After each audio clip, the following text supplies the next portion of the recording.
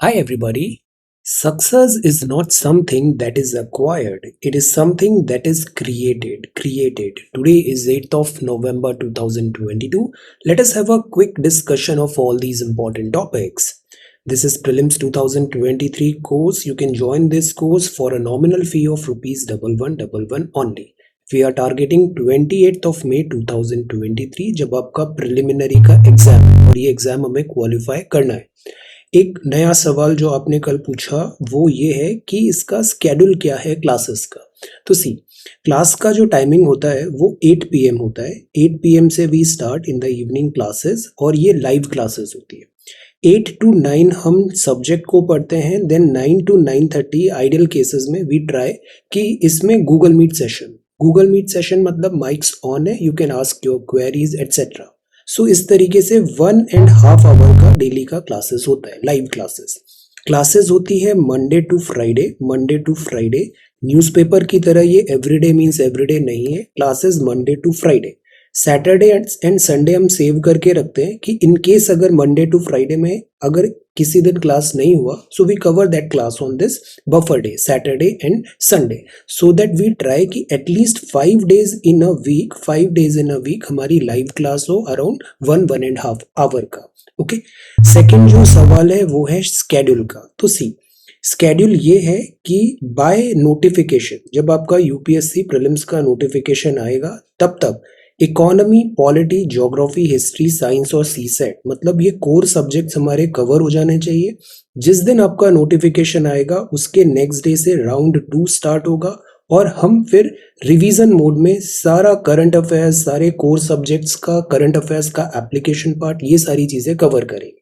बहुत ज़्यादा हम इसको डे बाय डे बेसिस पे डिवाइड नहीं कर रहे हैं बिकॉज ये माइक्रो प्लानिंग अक्सर वर्क नहीं करती है। हम ब्रॉड टारगेट्स रखते हैं। For example our target is कि बाय नवंबर पॉलिटी कंप्लीट हो जाना चाहिए, फर्स्ट राउंड। इकोनॉमी हो गया है, ज्योग्राफी और हिस्ट्री, ये 4 सब्जेक्ट्स आपके by December we will try to cover. और फिर जनवरी का भी टाइम मिलेगा, फरवरी में आपका नोटिफिकेशन आएगा। ओके, सो ये कुछ आंसर्स है जो आपने पूछे थे सवाल। और you can join this course 28th of May 2023। आप इसके लिए वेबसाइट विजिट कर सकते हैं। You can scan this UPI QR code to pay fee. अगर इसमें डिफिकल्टी आती है तो आप कॉन्ट्रीब्यूशंस बटन के थ्रू भी फी पेमेंट कर सकते हैं। बस आपको जो फी पेमेंट किया है उसका स्क्रीनशॉट जरूर शेयर कर दीजिए 1@srajanindia.1 पे। That's all right. So see you in the live class. अब ये टेलीग्राम क्विज है। Everyday in morning we are having 5 such multiple choice questions. These are quality questions और ये गेम फॉर्मेट में रहता है। रियल टाइम पे आपको इसका सही गलत पता लगेगा और साथ ही यहाँ पर जो इसका हेल्प है, जो एडिशनल इंफॉर्मेशन है, एक्सप्लेनर है, वो भी मैं यहाँ प्रोवाइड करा रहा हूँ। So this is a really good thing. 5 MCQs every day you solve. MCQs solve करना is also an art, it's also an art. तो इसमें हमें एफिशिएंट बनना है। देन ये हिस्ट्री है। अब इस टाइप के सवाल में हम फैक्ट बेस्ड क्वेश्चंस देख रहे हैं। For example, which was the only Indus site with an artificial brick dockyard port town? The answer is Lothal in Gujarat. Cornwallis के टाइम पे परमानेंट रेवेन्यू सेटलमेंट आया था। ज्योतिबा फूले जी ने 1873 में सत्य शोधक समाज बनाया था। Vikramshila university founded by Dharmapal and Aine Akbari biography of Akbar लिखा है अबुल फजल ने।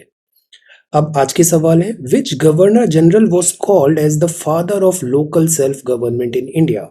Swaraj is my birth right and I shall have it, ऐसा किसने कहा है? Buddha gave his first sermon at the deer park in at which place? Who was the court poet of Harshavardhana? What was the capital of Pallava dynasty? अभी बड़े आसान से सवाल है, सिटर्स हैं, गलत नहीं होना चाहिए। तो that is why attempt these fact based questions. Then ये वोकेबलरी है। कॉन्शियंस, इसका मतलब है अंतरात्मा की आवाज। Sense of right, moral sense, inner voice. Then puerile का मतलब होता है बहुत चाइल्डिश है, इमेच्योर है। हैविंग और showing the annoying qualities associated with children, maturity नहीं है। डिपोर्टेशन का मतलब होता है निर्वासन, the action of deporting a foreigner from a country. Expulsion. Distraught है मतलब व्याकुल है, deeply upset and agitated. Cavalier का मतलब होता है अभिमान है, एरोगेंस नहीं होना चाहिए। Showing a lack of proper concern. Offhand, assumptive, bumptious. Okay, तो ये कुछ वोकैब वर्ड्स हैं आज के लिए. If you come across any other important word, right down that word along with its meaning in the comment section down below. Then ये CSAT है. CSAT भी डेली बेसिस में हमें solve करना चाहिए. ये पहला सवाल है. इसके जो आंसर्स है ना, मैं नेक्स्ट डे पीडीएफ शेयर करता हूँ, तो उसमें एक्सप्लेनर भी रहता है, उसको आप रेफर किया करो. ये पहला सवाल है. Try to answer this question. ये दूसरा सवाल है. Try to answer this question as well. Then 8 of November 2022 के ये दो सवाल हैं. Answer writing. अब आंसर राइटिंग भी बहुत ज़रूरी है, डेली बेसिस पे होना चाहिए. Prepare a note on the inter state council. Discuss NITI Aayog's endeavours to promote competitive federalism. ये कीवर्ड है, competitive federalism, by facilitating improve performances of states and UTs. तो हमारे यहाँ 28 राज्य हैं, 8 यूटीज हैं. इनके बीच में एक अच्छा हेल्दी कंपटीशन होना चाहिए बेहतर बनने का. तो दिस इज कॉम्पिटिटिव फेडरलिज्म. और नीति आयोग का ये है इंटर स्टेट काउंसिल क्या होता है, ये भी आपको बताना है. सेकंड जो क्वेश्चन है वो है draw word map and highlight all the important states. इसका एक मैं पीडीएफ भी शेयर करूंगा, उस पीडीएफ को रेफर करिए. और जितनी भी वर्ड की इंपॉर्टेंट स्टेट्स है, स्टेट मतलब narrow water body connecting two water bodies, इन सब का एक बहुत अच्छा डायग्राम पे मैप में उनको आइडेंटिफाई करिए. ओके. अब देखिए, ये सवाल बड़े बेसिक से सवाल हम इसलिए लेते हैं, हमारा 2-3 पर्पस होता है इनका. पहला पर्पस तो होता है कि I want you to write something everyday. लिखना बहुत ज़रूरी है, स्पेशली अगर आप वर्किंग प्रोफेशनल हैं. स्कूल कॉलेज में तो प्रैक्टिस बनी रहती है, बट अगर आपका स्कूल कॉलेज ओवर हो गया है, वर्किंग प्रोफेशनल है, तो you should write something pen and paper में everyday. So this is the first purpose. Second ये होता है कि जब हम लिखते हैं तो एक ठहराव आता है, एक स्टेबिलिटी आती है, कंसोलिडेशन आता है. आज का जो अभी टाइम चल रहा है, instant and short this attention format, इसमें ये ओल्ड स्कूल लिखना बहुत हेल्प करेगा आपको. थर्ड ये चीज होता है कि हम एक सवाल तैयार करते हैं और इससे मिलते जुलते बहुत सारे सप्लीमेंट्री फॉर्डर पॉइंट्स भी रेडी हो जाते हैं, सवाल भी रेडी हो जाते हैं. सो ये आपके खुद के हैंड रिटन नोट्स बन रहे हैं. This is going to help you a lot. So that is why everybody should write answers और उसको शेयर भी करो. शेयर करने से मोटिवेशन आता है. जितनी भी कॉपीज आएंगी मैं सारे यहाँ पे रिव्यू करूंगा. Share it. इससे आपको मोटिवेशन आएगा, डिसिप्लिन आएगा, और यही इस एग्जाम का सीक्रेट है, discipline and consistency. Okay. So these are 2 questions for today. अब हम आते हैं द हिंदू न्यूज़पेपर में. बिफोर दैट सोशल मीडिया का हम एक टेक लेते हैं. जैसे इंडियन एक्सप्रेस ने बड़ा अच्छा टाइमलाइन दिखाया है. अभी ईडब्ल्यूएस जजमेंट आया, इसको हम आगे डिस्कस करेंगे एडिटोरियल में भी. इसका टाइमलाइन ऐसा है. लोकसभा ने 103rd कॉन्स्टिट्यूशन अमेंडमेंट बिल बनाया था जनवरी 8, 2019 में. राज्यसभा ने क्लियर किया था 103rd constitution amendment. Ministry of this law and justice ने नोटिस इशू किया, प्रेसिडेंट साहब ने अप्रूवल दिया और ये बन गया एक्ट. अब इसको चैलेंज किया गया सुप्रीम कोर्ट में. सुप्रीम कोर्ट में ये चैलेंज किया गया कि 10% जो कोटा है इकोनॉमिकली वीकर सेक्शन को, तो क्या इकोनॉमी एक क्राइटेरिया हो सकता है रिजर्वेशन देने का. इकोनॉमी एक क्राइटेरिया हो सकता है रिजर्वेशन देने का. प्लस इकोनॉमी एक टेम्पररी स्टेट होता है. अभी ईडब्ल्यूएस रिजर्वेशन की जरूरत है, but it is also possible, like once you qualify, after some few couple of months you are not in that category. So this is a temporary thing. तो क्या temporary thing पे ऐसे reservation देना correct होगा. तीसरा सवाल ये भी आ रहा था कि क्या इस ईडब्ल्यूएस कोटा में भी कोटा विद इन कोटा रखना चाहिए, like schedule caste, schedule tribes and OBC का भी, बिकॉज इकोनॉमी तो cuts across this all strata. General candidate भी इकोनॉमिकली वीक हो सकता है, शेड्यूल कास्ट कैंडिडेट भी हो सकता है, ट्राइबल भी हो सकता है और ओबीसी भी हो सकता है. तो इस 10% में सबका शेयर होना चाहिए. ये ऐसे कुछ सवाल आए थे. कोर्ट ने इसको सुना और फाइनली ये डिसीजन दिया कि जो 103rd कॉन्स्टिट्यूशन अमेंडमेंट है, ये कॉन्स्टिट्यूशन के विद इन है, इसको अपहोल्ड किया है. तो 3:2 के इसमें ये अपहोल्ड किया. अब इससे रिलेटेड आगे चीजें हम देखते हैं. आज है गुरुपुरब. आप सबको happy Gurpurab. Heartiest wishes to everyone on the occasion of Gurpurab. May his wisdom and guidance continue to enlighten us with knowledge and sanctity. तो गुरु नानक देव साहब का wisdom guidance continue to enlighten us with knowledge and sanctity. Then ये Vande Bharat quiz है. Vande Bharat quiz में नृत्य उत्सव एक unique initiative है. ये किस मिनिस्ट्री का होता है? Answer ABCD. What is the right answer? Then यहाँ बड़ा अच्छा इन्फोग्राफिक आया है. ये infographic I think Indian Express का है. टाइम्स ऑफ इंडिया का है, दिल्ली नहीं लाइव मिंट का है, Delhi air needs the winds of change. देखो दिल्ली में पॉल्यूशन देखो, जैसे ही विंटर्स आती है पॉल्यूशन बहुत सीवियर हो जाता है, और ये हर साल की कहानी है, हर साल ऐसे ही देखने को मिलता है। और ये जो एरिया है, दिस एरिया दिल्ली का है, यहाँ AQI डिप कर जाती है। अब इसका अगर हम देखें कि कल्प्रिट क्या है, तो कल्प्रिट कोई एक नहीं है, बहुत सारे कल्प्रिट है। प्राइमरली जो कल्प्रिट होता है वो पैडी स्टबल बर्निंग होता है पंजाब और हरियाणा के फार्मर्स, जब वीट का दिस जो स्टबल है टू सो वीड्स, जो पैडी का स्टबल है उसको क्लीन करते हैं। पैडी मतलब दिस धान का जो स्टबल ठूंठ बचे हुए उसको क्लीन करते हैं, और फिर वो वीट का क्रॉप लगाएंगे जो होली के टाइम पे आएगा। तो इसलिए ये जो क्लियर करते हैं, आग जलाते हैं, पराली जलाते हैं, इससे धुआं आता है और वो धुआं चोक चैम्बर बना देता है दिल्ली को। अब इस स्टबल बर्निंग से क्या होता है, आईज में इरिटेशन होता है, nose, throat, lungs, heart, other effects. तो दिस इज कैटास्ट्रॉफी, हेल्थ में बड़ा डेट्रीमेंटल है। पॉल्यूशन ऑन व्हील, इसके अलावा वेहिकुलर पॉल्यूशन भी होता है, तो इन टोटलिटी दिल्ली एक चोक चैम्बर बन जाता है। इसी को हम डिटेल में देखते हैं इस नोट के थ्रू। तो रीजन जो दिल्ली NCR है, ये एक्सट्रीम पार्टिकुलेट पॉल्यूशन क्यों होता है? पहला रीजन तो है ज्योग्राफी। अब देखो जब भी हमें फ्रेम करना होता है आंसर, हम उसको कैटेगरीज सब कैटेगरीज में रखते हैं, इससे आंसर हमारा स्ट्रक्चर्ड नजर आता है। फॉर एग्जाम्पल ज्योग्राफिकल रीजन क्या है, लोकेशन ऑफ दिल्ली के इधर एक तरफ तो अरावली, देन थार डेजर्ट आ जाता है, सेंट्रल प्लेन आ जाता है, फिर ऊपर नॉर्थ में हिमालयाज आ जाता है। तो जो भी विंड्स कोस्ट से आ रही है वो इस दिल्ली वाले जोन में ट्रैप हो जाती है, तो सारा पॉल्यूटेंट आके इस दिल्ली वाले जोन पे कॉन्सेंट्रेट हो जाता है। ऊपर हिमालयाज आगे नहीं जा पाएगा, इधर थार हो गया, तो सारा जो एयर आ रहा है, विंड आ रहा है, वो यहाँ पे कॉन्सेंट्रेट हो रहा है। सेकेंड, कोल्ड टेम्परेचर होता है विंटर में, तो इससे कोल्ड टेम्परेचर में क्या होता है, समर में तो अपड्राफ्ट ऑफ विंड होगा, बट कोल्ड टेम्परेचर में ऐसा नहीं होगा, बिकॉज इसमें एटमॉस्फेरिक स्टेबिलिटी आ गई, तो इससे डिस्पर्जल नहीं हो पा रहा है, डिस्पर्जल नहीं हो रहा है, और जो पॉल्यूटेंट्स हैं वो ट्रैप हो जाते हैं पर्टिकुलर जोन में भी, डिस्पर्ज नहीं होते, तो उनका कॉन्सेंट्रेशन बढ़ जाता है, और इस टाइम पे स्मोक और हेज जैसी सिचुएशन भी देखने को मिलती है। जब जमीन गर्म होती है तो वायु, दिस एयर भी गर्म होती है और ऊपर की तरफ उठती है, इसको अपड्राफ्ट बोलते हैं। विंटर्स के टाइम पे ये अपड्राफ्ट नहीं हो रहा है, तो विंड्स यहाँ पर आकर स्टैग्नेंट हो रही है, ओके। देन स्मोक और हेज का सिचुएशन बनता है, फिर विंड का फ्लो नहीं हो रहा है, तो डिस्पर्जल नहीं हो पा रहा है, डस्ट स्टॉर्म्स आ जाते हैं कई बार मिडिल ईस्ट से। सो ज्योग्राफिकल ये 4 रीजन है कि दिल्ली में पॉल्यूशन इतना ज्यादा होता है ड्यूरिंग विंटर्स।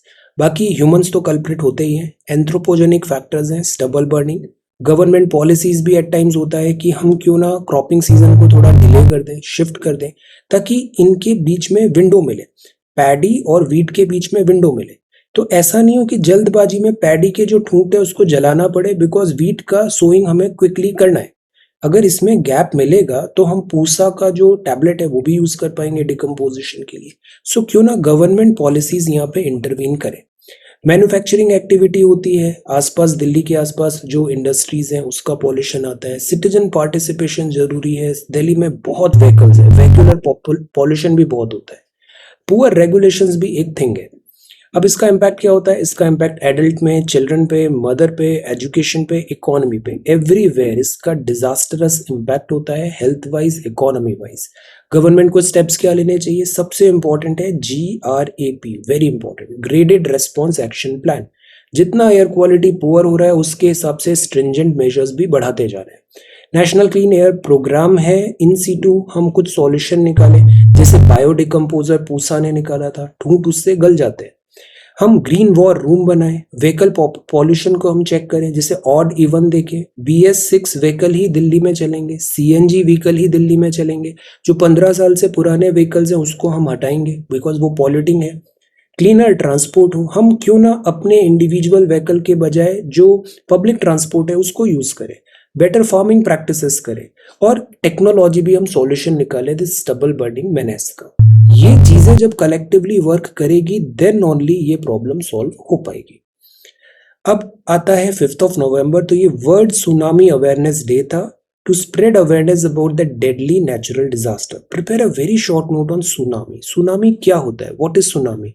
ये आपका जीएस पेपर 3 डिजास्टर्स में भी आ जाएगा, जीएस पेपर 1 में भी आ जाएगा। This is a very important concept, tsunami. Early warning and early action before every tsunami. तो प्रॉम्प्ट एक्शन जरूरी होता है, समय रहते अगर वार्निंग मिल जाए तो हम जो डिजास्टर है उसके इम्पैक्ट को मिटिगेट कर पाते हैं। वर्ल्ड सुनामी डे में अवेयरनेस होता है। जापान ने काफी एक्सपीरियंस है सुनामी का दिस से, तो जापान ने इसमें दिस हेड स्टार्ट दिया है वर्ल्ड को when it comes to tsunami awareness. एक सिद्दी ट्राइब होती है, सिद्दी ट्राइब होती है, ये अफ्रीका से इंडिया आई थी 850 साल पहले, और अभी इनका एक ट्राइबल डांस फेस्टिवल हुआ था रायपुर छत्तीसगढ़ में, नेशनल ट्राइबल डांस फेस्टिवल। और इसमें हम कुछ ट्राइब्स हैं जिनके पॉपुलर डांस देखते हैं, जैसे बागुरुम्बा भोरतल डांस असम का है, बारडो छाम अरुणाचल का है, राउत नाच छत्तीसगढ़ का है, फुगड़ी गोवा है, नाटी होता है हिमाचल में, रासलीला हरियाणा, धूमल धूमल है जम्मू एंड कश्मीर का, देन दुफ मुट्टू है केरला का, और ग्रिडा ग्रिडा डांस होता है मध्य प्रदेश में। ये कुछ ट्राइबल डांसेस हैं इंपॉर्टेंट। अभी कुछ ही दिन पहले न्यूज आया था कि जो चाइना है उसने बिडाऊ बिडाऊ जो है चाइना का, उसको जो नेविगेशन है उसको ग्लोबल बना रहा है। ग्लोबल मतलब वो केवल चाइना नहीं होगा, वर्ल्ड का पूरा नेविगेशन देख पाएगा, सैटेलाइट नेविगेशन। रीजनल की बात करें तो इंडिया का जो नाविक है ये रीजनल है, और जापान का भी रीजनल है। ग्लोबल में अभी अमेरिका का जीपीएस है, गैलीलियो है ईयू का, रशिया का ग्लोनास है, और अब चाइना का बिडाऊ भी ग्लोबल बन रहा है। ग्लोबल चाइना के बहुत हाई एम्बिशंस हैं, एस्पायरेशंस हैं, but this could be a cause of worry, so we need to be careful. Government साहब का अभी देखें तो अपॉइंटमेंट होता है 155 156 आर्टिकल में, गवर्नर प्रेसिडेंट साहब अपॉइंट करते हैं during the pleasure of president. अभी हमने दिस सेंटर और स्टेट रिलेशंस पढ़ा था, तो उसमें डिफरेंट कमिटीज देखी थी, Sarkaria, पुंची, second ARC etcetera. Problem क्या आती है, गवर्नर होता है उसको माना जाता है सेंटर का एजेंट, और जो चीफ मिनिस्टर है ये नॉन इलेक्टेड है, चीफ मिनिस्टर इलेक्टेड है जिसको राज्य की जनता ने चुन के चुनाव जिताया है। कई बार गवर्नर और चीफ मिनिस्टर के बीच में क्लैश हो जाता है, तो दिस इज नॉट राइट कि दो कॉन्स्टिट्यूशनल बॉडी आपस में फाइट करे। So that is why there has to be certain cooperation coordination. 163 में जैसे लिखा हुआ है कि गवर्नर का जो भी काम होता है वो कॉम के एडेड एंड एडवाइज्ड होता है। कॉम मतलब काउंसिल ऑफ मिनिस्टर, जिसका हेड होता है चीफ मिनिस्टर। गवर्नर का रिमूवल भी पॉसिबल है, इसका कोई ऐसा रूल नहीं है। जो सेंट्रल गवर्नमेंट है वो प्रेसिडेंट साहब से बोल के गवर्नर को हटा सकती है। यूजुअली 5 साल का टर्म होता है, बट कई बार इससे पहले भी गवर्नर्स को हटाया गया है। ऐसा कोई इम्पीचमेंट का प्रोविजन नहीं है। सुप्रीम कोर्ट ने जरूर ये कहा था कि ये प्लेजर डॉक्ट्राइन है, बट ये आर्बिट्ररी, कैप्रिशियस और अनरीजनेबल नहीं होना चाहिए। सरकारिया कमीशन ने भी बोला कि गवर्नर को हटाना है तो ये बहुत रेयर और कंपेलिंग सर्कमस्टेंस होना चाहिए। It should not be like just like that आपने गवर्नर को हटा दिया। तो this is governor, this issue in Kerala. Supreme court in a majority verdict uphold the EWS quota. जो 10% रिजर्वेशन है पुअरेस्ट ऑफ पुअर को, ये among forward caste does not affect basic structure of constitution, ये bench ने बताया। अब सी 3:2 का split verdict आया है। ओवरऑल 5 जजेस बेंचेस थी और 3:2 से इसको अपहोल्ड किया गया। मेजॉरिटी व्यू ये है कि reservation singularly on economic criterion does not violate the basic structure. Reservation is an instrument of affirmative action by the state for an egalitarian society. इसको मैं आगे बताता हूँ कि रिजर्वेशन क्यों जरूरी है। माइनॉरिटी व्यू ने कहा कि रिजर्वेशन एक बहुत पावरफुल टूल है इक्वल अपॉर्चुनिटी, इक्वल एक्सेस का। इकोनॉमिक बेसिस से आप कैसे यहाँ पे बता पाओगे कि रिजर्वेशन देना है? सोशली एजुकेशनली डिसएडवांटेजेस जो क्लासेस हैं वो तो आइडेंटिफाई होती है, बट इकोनॉमिक क्राइटेरिया आप कैसे बताओगे, ये एक सवाल आया। अब बात ये थी कि क्या 50% का जो कोटा था वो ब्रीच हो रहा है बिकॉज ऑफ ईडब्ल्यूएस रिजर्वेशन? तो मेजॉरिटी ने अगेन कहा कि it is not a breach, ये ब्रीच नहीं है। ओके, तो यहाँ जो बात हुआ वो 3:2 मेजॉरिटी वर्डिक्ट में इसको अपहोल्ड कर दिया गया है। ऑलराइट, अब ये बात आता है कि रिजर्वेशन पॉलिसी जो है क्या वो इंडेफिनेटली भी चलना चाहिए, या फिर अब जैसे इंडिया को 75 साल होने वाले हैं, 80 साल तक के लिए 10-10 साल के लिए reservation as a policy continue होता है। अभी 80 इयर्स तक के लिए ये वैलिड है, बट इज इट कि लाइक हम इसको परपेचुइटी में कंटिन्यू करें रिजर्वेशन को? Whether reservation on the sole basis economic criteria रहे इसमें इन्होंने बताया कि बेटर टारगेटिंग होना चाहिए, बेटर टारगेटिंग। रिजर्वेशन में सबसे बड़ी प्रॉब्लम आती है identification of beneficiary and delivery of that benefit to that particular beneficiary. अगर हम बात करें कि रिजर्वेशन की जरूरत क्यों पड़ी, तो let us understand it by this example. जैसे एक ट्री है, ट्री हमारी सोसाइटी हो सकती है, हमारी गवर्नमेंट हो सकती है। एक सोसाइटी है, हमारा कंट्री हम बोल सकते हैं। इसमें कुछ फंडामेंटल फ्लॉज है, हमारी सोसाइटी में फंडामेंटल फ्लॉज है। तो ये ट्री देखो, ये बायस्ड है। ये एक सेक्शन ऑफ सोसाइटी को सारे बेनिफिट्स दे रहा है, दूसरा सेक्शन ऑफ सोसाइटी को बेनिफिट नहीं मिल रहा है। बिकॉज हमारी सोसाइटी के जो फाउंडेशन है, हिस्टोरिकल रॉन्ग्स जो हुए वो गलत हुआ, तो इससे अनइक्वल एक्सेस टू अपॉर्चुनिटीज आया। अब हम इसको करेक्ट कैसे करें? तो हमने क्या कहा कि अगर हम इक्वालिटी कर देंगे, इक्वालिटी का मतलब होता है सबको बराबर बराबर हक मिल जाए। अब इस पर्सन को भी बराबर लेडर है, इस पर्सन को भी बराबर लेडर है, बट क्या इक्वालिटी से प्रॉब्लम सॉल्व हुआ? नहीं, क्योंकि इस ट्री में ही प्रॉब्लम थी। ये ट्री हमारी सोसाइटी है, इसमें कमियां हैं, इसमें हिस्टोरिकल रॉन्ग्स हुए हैं। तो केवल इक्वालिटी से कि हमने सबको बराबर का अधिकार दे दिया, उससे ये प्रॉब्लम सॉल्व नहीं होती। सो दैट इज वाई हमने क्या किया, ये जो सेक्शन है ये डिसएडवांटेज था, तो इसको हमने एक्स्ट्रा हेल्प प्रोवाइड करी। बिकॉज ये सेक्शन था, ये वीकर सेक्शन था, तो वीकर सेक्शन को हमने एक्स्ट्रा हेल्प प्रोवाइड की। तो देखो, ये लेडर में एक्स्ट्रा हेल्प प्रोवाइड की। ओके, सो अब ये सेक्शन भी फ्रूट्स ऑफ बेनिफिट को एक्सेस कर पा रहा है। तो आज की डेट में जो हमारा कंट्री है ना, वो इक्विटी वाली स्टेज पे है, इक्विटी वाली स्टेज पे है। एक हमने जनरल कैटेगरी रखा हुआ है और एक रिजर्वेशन रखा है। जनरल कैटेगरी को कोई एक्स्ट्रा बेनिफिट्स नहीं मिलते हैं, रिजर्वेशन कैटेगरी में एक्स्ट्रा बेनिफिट्स मिलते हैं। Why? So that to correct the historical wrong, हम इक्विटी को यहाँ पे आगे बढ़ाए। बट अब ये सवाल उठता है, ऐसा कब तक? ये जो ट्री है, ये जो सोसाइटी है, इसको करेक्ट करने की जरूरत है। बिकॉज ये जो प्रॉब्लम थी, ये स्टॉप गैप सॉल्यूशन था, स्टॉप गैप सॉल्यूशन था। तो हमेशा एंड गोल क्या होगा? एंड गोल होगा कि हम इस ट्री को करेक्ट करें, हम हमारी सोसाइटी को करेक्ट करें, और वो फिर स्टेज आएगा जस्टिस का। Fixing the system to offer equal access to both tools and opportunity. So our end goal should be this, justice.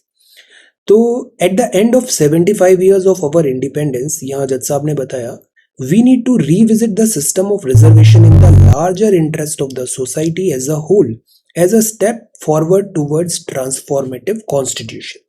जैसे पहले एंग्लो इंडियन कम्युनिटी का भी रिजर्वेशन था, बट 75-80 साल हो गए एंग्लो इंडियन कम्युनिटी के। अब दिस रिप्रेजेंटेशन, जो एंग्लो मतलब दिस ब्रिटिश ओरिजिन के थे, ब्रिटिश देन इंडियन में थे वो, तो एंग्लो इंडियन, ब्रिटिश मतलब यूरोपियन थे वो, एंग्लो इंडियन थे। और उनका after 75 years 104th constitutional amendment में उसको कंटिन्यू नहीं किया। तो ये जो था, जैसे प्रेसिडेंट साहब 2 लोगों को से पार्लियामेंट में नॉमिनेट करते थे और फिर सिमिलरली राज्य में भी होता था, वो अब आगे कंटिन्यू नहीं हुआ। अब बात आती है, क्या ऐसा similar limited if prescribed provision होना चाहिए रिजर्वेशन का भी आर्टिकल 15, आर्टिकल 16 के अंतर्गत, सो दैट जो हमारा एंड गोल है इगैलिटेरियन, कास्टलेस और क्लासलेस सोसाइटी।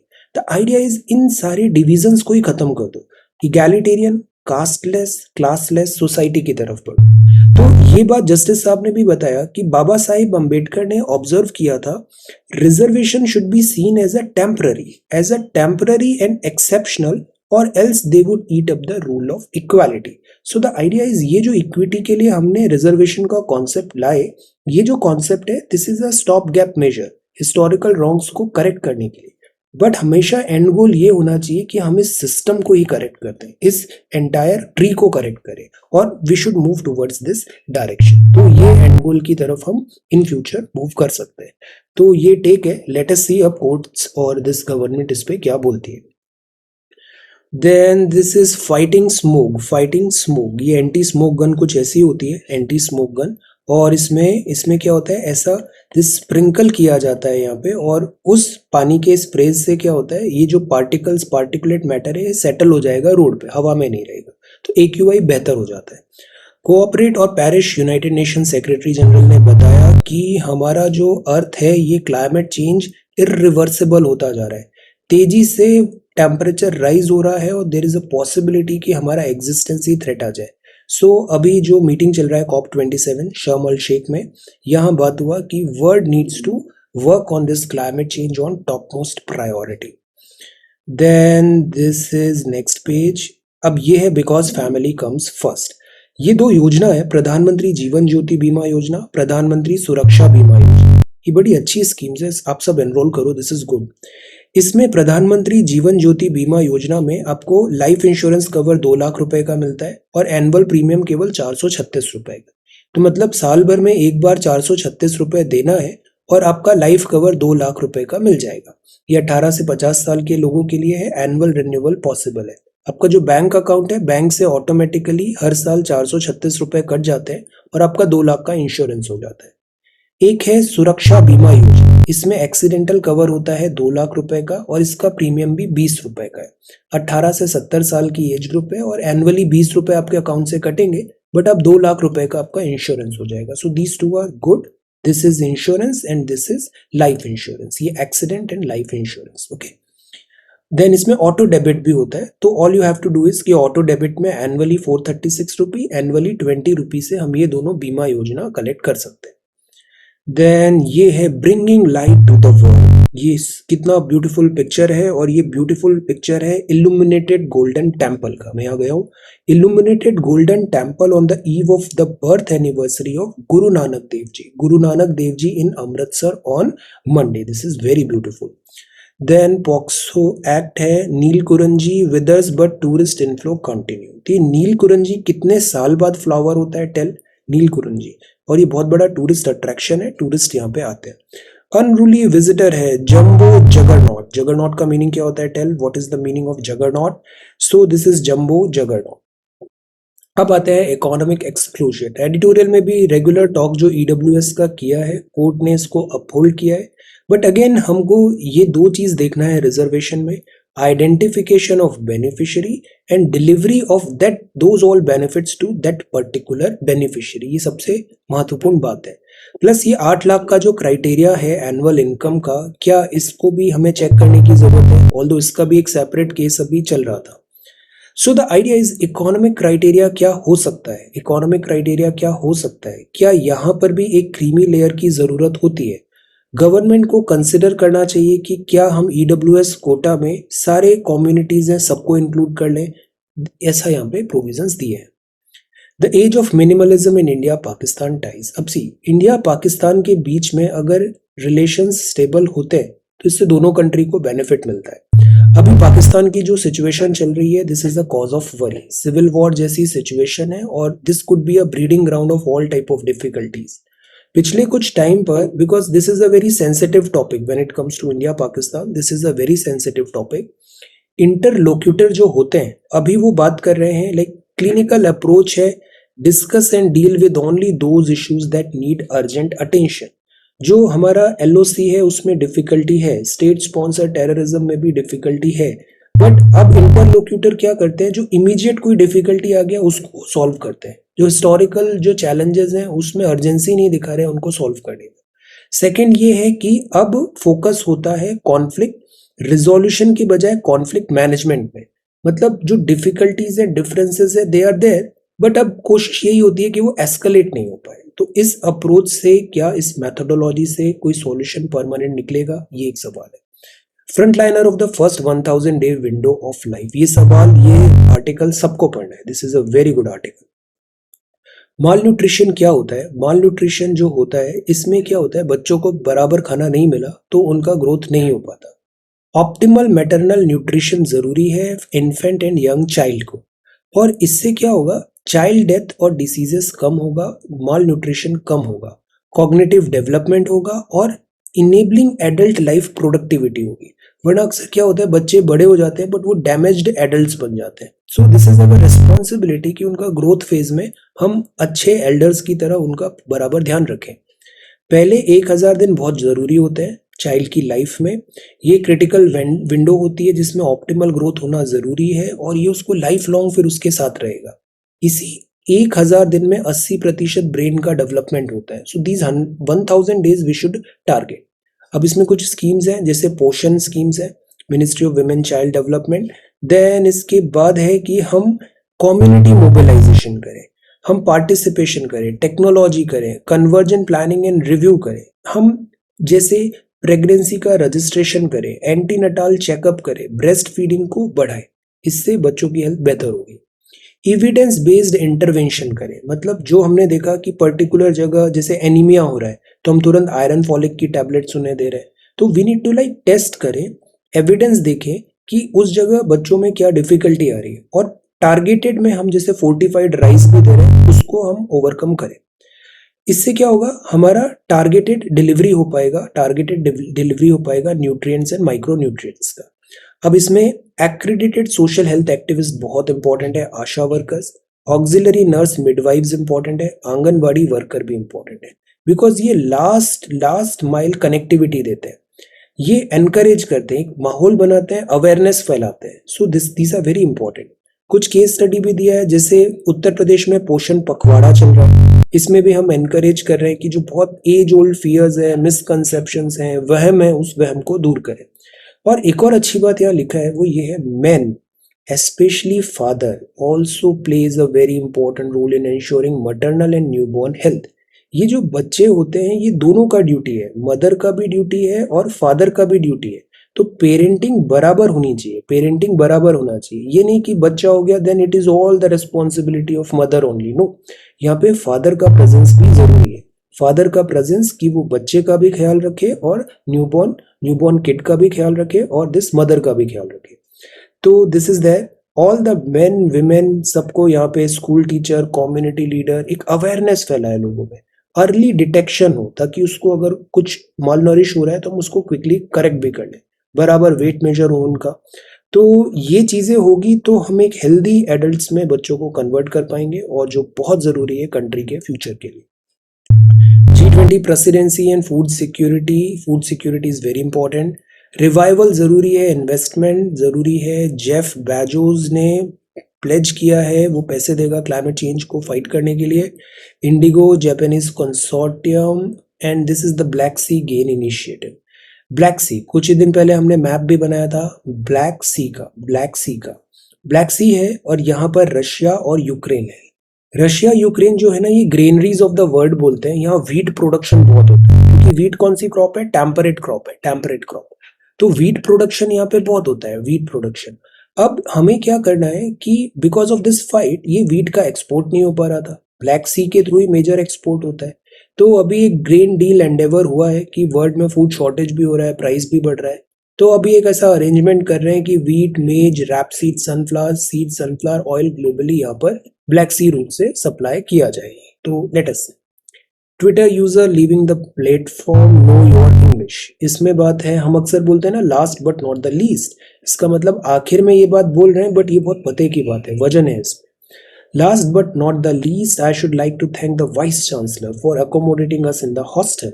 सो इसका मतलब है it is mention last, but ऐसा नहीं है कि ये लीस्ट इंपॉर्टेंट है, this is very much important.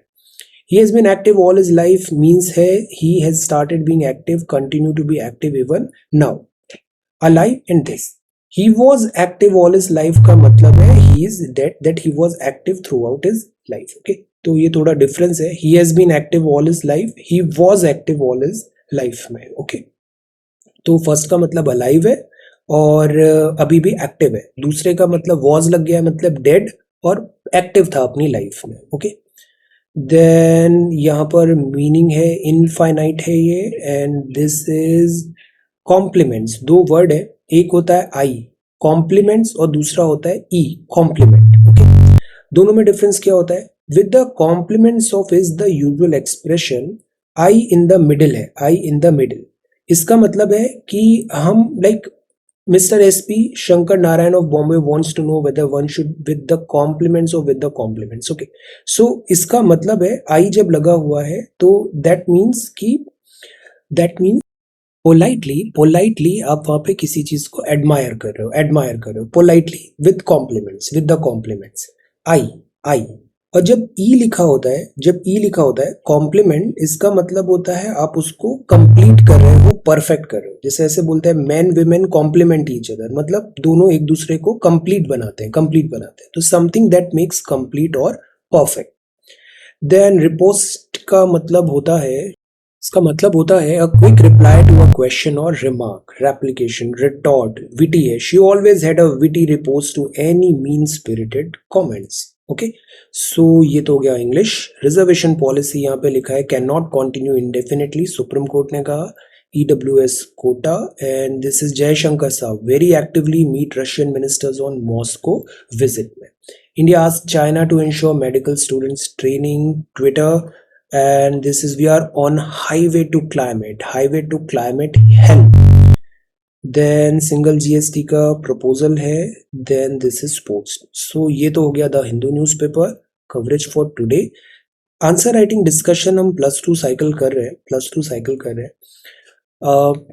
तो 7 नवंबर में ये सवाल था, prepare executive financial relation between the centre and the state. 5th and 6th में वीकेंड्स था, 4th का हमें डिस्कस करना था, but some of you are saying कि एक दिन और चाहिए, so you have got one more day. 4th नवंबर हम कल डिस्कस करते हैं। इसमें काफ़ी सारे सबमिशंस भी आ गए हैं, आप इनको देखो, पढ़ो और एक बहुत अच्छा आंसर प्रिपेयर करो।